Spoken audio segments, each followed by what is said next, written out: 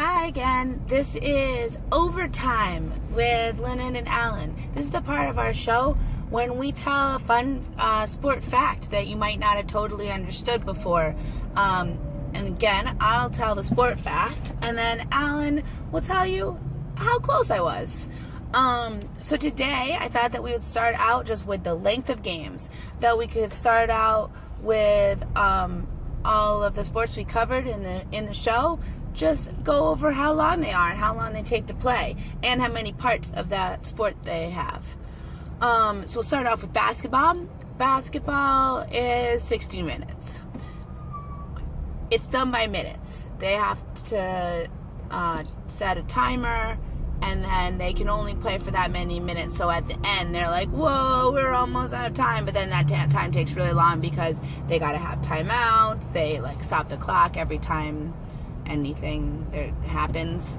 But it's in quarters. So they have a halftime, but there's 4 quarters to a basketball game. That is mostly correct. There are only 48 minutes in a basketball game, not 60, but it is divided into 4 12-minute quarters, unless you're talking about college basketball, and then there's 2 20-minute halves. So the college game is only 40 minutes total gameplay, and the NBA is 48. That is shocking. But I totally agree with the end of the game taking a long time and being very slow and lots of timeouts. Spot on. Okay, basketball done. We got soccer. Soccer is 90 minutes and is made of 2 halves. That's what I'm going with soccer. Women's soccer and men's soccer is the same, 90 minutes. So each half is 45 minutes. And same, they just have to play that in that amount of time. Totally right about soccer.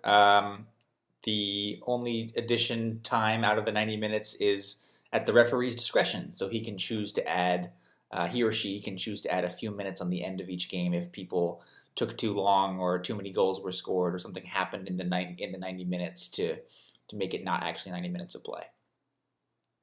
Next is the NHL, National Hockey League. I'm going to say it's 60 minutes too. That might be in thirds. Hockey might be in thirds. But then they call them thirds. I'm not maybe, final answer, hockey is halves. Also, there's half. And there's penalty minutes added on, I think. I think that's the same as soccer. You can add time on because of penalty. Should have stuck with what your original instinct said. There are 3 periods in hockey. I think you're right about the total number of minutes, though. I think it's a total number of 60 minutes. It's 3 20-minute periods, but I actually don't know hockey that well at all. There are penalty minutes in hockey, but instead of adding them on to the end of the period, that's when people have to go sit in a box for doing something bad. So penalty minutes are like people coming off the field and don't actually change the length of the game at all.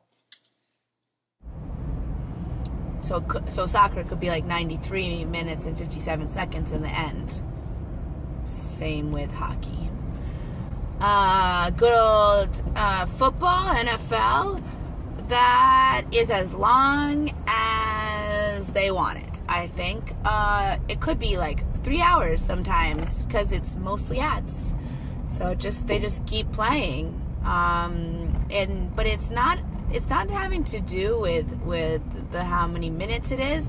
It has to do with how many plays they have. There's like a certain amount of downs that you do, and you switch back and forth several times, and you just know it's done when all of you have 4 downs, and then the other guys have 4 downs, and then that happens a certain amount of times until someone wins.